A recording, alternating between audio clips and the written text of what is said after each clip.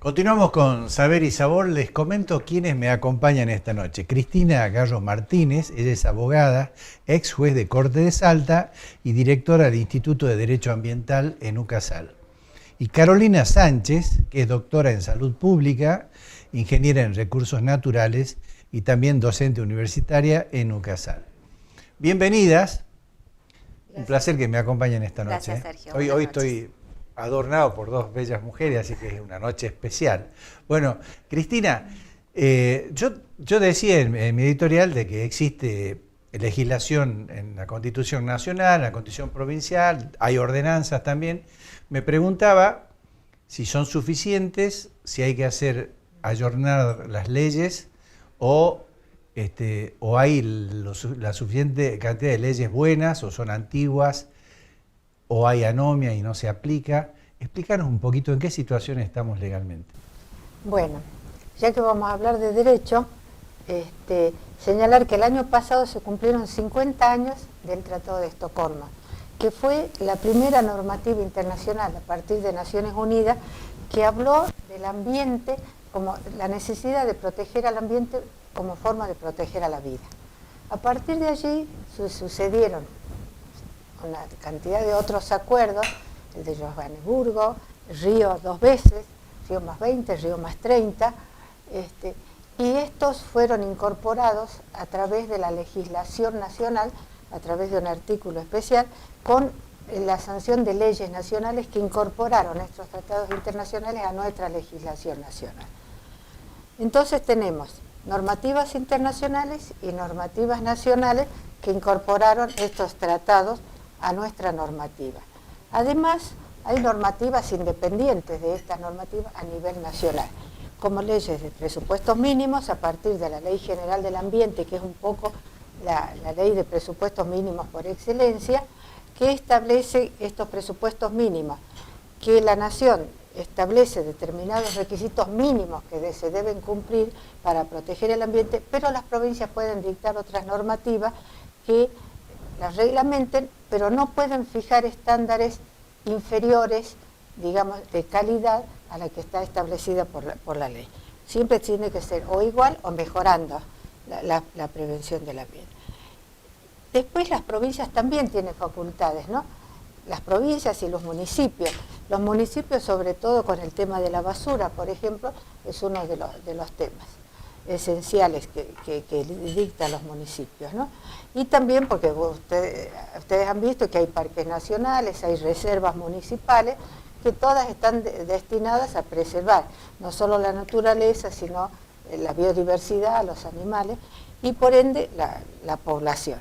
Yo creo que la Argentina tiene suficiente cantidad de normativas. Hay mucha normativa muy buena. Lo que hace falta es internalizarla en la profesión, en los ciudadanos. Que los ciudadanos aprendan estas leyes. Aprender es como en el sentido de incorporen en su comportamiento. Yo diría conocerlas para incorporarlas. Sí, y incorporarlas en la vida cotidiana, ¿no? Que yo escuché tu presentación muy buena, en el sentido de que el accionar de la vida diaria, tú hablaste del papelito que a veces se tira, se come un caramelo y ahí va el papel a veces son comportamientos más graves, y precisamente este año las Naciones Unidas, que creó un programa especial para el tema ambiental dentro de la misma estructura, se estableció que este año iba a ser el año de lucha contra los residuos, ¿no es cierto? Entonces se estableció como el 5 de junio, es el Día del Medio Ambiente. Yo veo que todo el mundo lo conmemora durante todo el mes. Estamos en los últimos días del mes, así que todavía estamos en el mes del ambiente. Ver si todo este año se trabaja con el tema de residuos, ¿no? Entonces yo saqué un articulito ahí en el Tribuno que tú me hablaste de él, te agradezco, pero es importante porque estamos tan llenos de plástico, ya no hay pocas bebidas que quedan con vidrio, ¿no es cierto? Todas las gaseosas son en plástico, digamos, los remedios todos vienen en plástico, todo es plástico. Esta carpetita es de plástico, todos los vasos son de plástico. Y en las clínicas, en los sanatorios, todo es plástico, ¿no? Entonces, ¿sí, dónde va a parar eso? Y eso, la ingeniera va a saber explicarnos mejor, dura muchísimos años digamos, destruirse, digo, para hablar de un lenguaje que nos entendamos todos, ¿no? No es como el cartón que rápidamente digamos, se puede reciclar o digamos, o destruir o incorporar a la tierra, dura un poco más, pero también, pero en cambio, el plástico, las tapas, ¿no? Yo sé que se hacen grandes colectas, por ejemplo, de tapitas para el Garrahan y demás, pero no alcanza, eso no puede alcanzar a ser ni el 1% de lo que es la emisión total de plástico.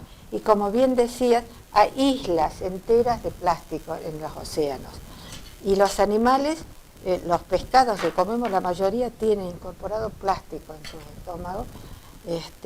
Las redes, cuando hablabas de las redes, pero los pescadores, la mitad residuos y la mitad pescados, y mucho de ese plástico también adentro de los pescados.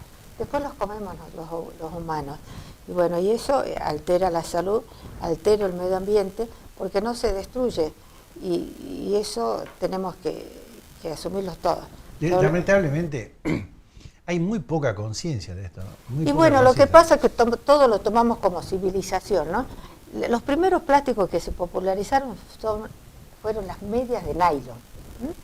Sí, porque antes eran las medias de algodón, pero aparecieron y era una gran novedad. Todas las mujeres de su época, de los años 30, estaban fascinadas con las medias de nylon, ¿no?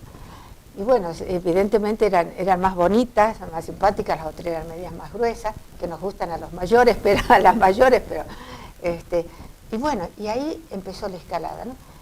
El plástico para bebidas fue casi el último, porque yo me acuerdo, en Chique, tú te acordarás, las gaseosas venían en botellas de vidrio. Sí, sí, por supuesto. ¿No es cierto? Ahora hasta hay algunos vinos que también vienen en botellas de plástico. Entonces, los corchos ya no son de corcho, ya no son de plástico. Ya no son de corcho, los tapones de las botellas, digamos, ¿no? No son y en de el corcho. deporte, Y las pelotas de fútbol, las pelotas de rugby son de material sintético. Sí, las de cuero son toda una novedad y carísima. Se las hacía a mano, además, ahora con el tema de las máquinas, bueno, ya ahora el calzado, la ropa, el material sintético, ¿no? La mayoría de la ropa que no se plancha es porque tiene plástico, ¿no es cierto?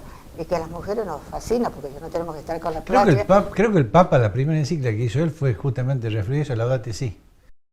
Sí, bueno. Que se refería justamente al cuidado de nuestra casa, ¿no? La casa que nos dio Dios para vivir. Común. Él habla de la casa común en la Laudato Si y habla de cómo nos hemos mercantilizado, cómo nuestra vida es en el comprar, adquirir y adquirir.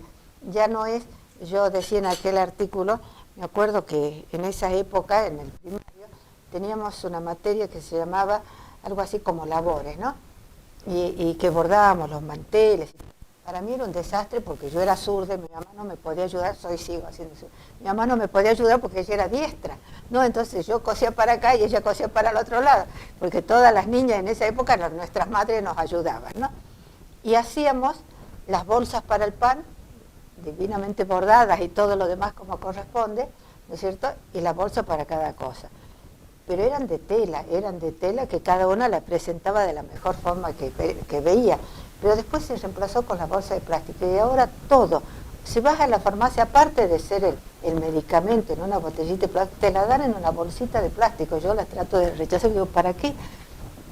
Agarro la cajita y me la...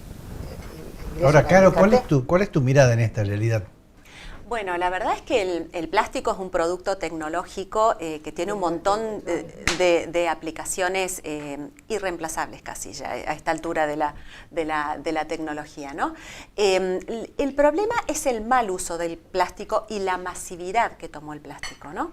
Esto de lo que se llaman los plásticos de solo uso, de un solo uso, que son los que ahora están apuntados en todas las legislaciones internacionales para directamente la prohibición. Allá hay muchos países que lo prohibieron totalmente. ¿Qué quiere decir esto? El plástico de los objetos descartables, el plástico de vasos, platos descartables que se usan mucho en las fiestas, en los recitales. Termina un recital o termina un desfile gaucho y al otro día están todos los vasos de plástico tirados en la calle.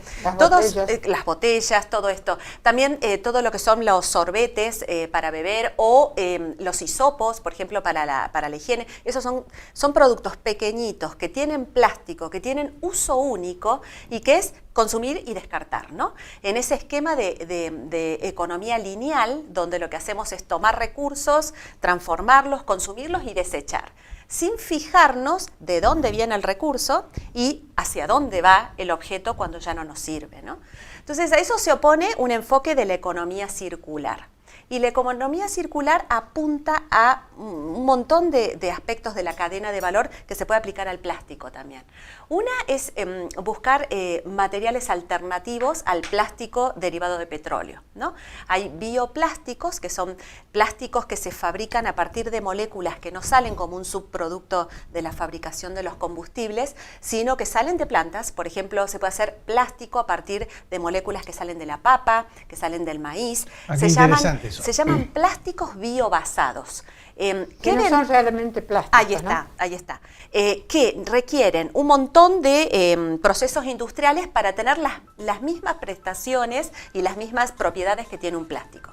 O sea, sería, tengo que ir a un corte, hacemos sí, cómo no. Un pequeño alto ahí, pero sería una suerte de símil plástico, pero que no es plástico. Exactamente. ¿Verdad? Un producto alternativo con todas las características de un plástico. Con eso vemos qué dicen nuestros anunciantes y ya volvemos.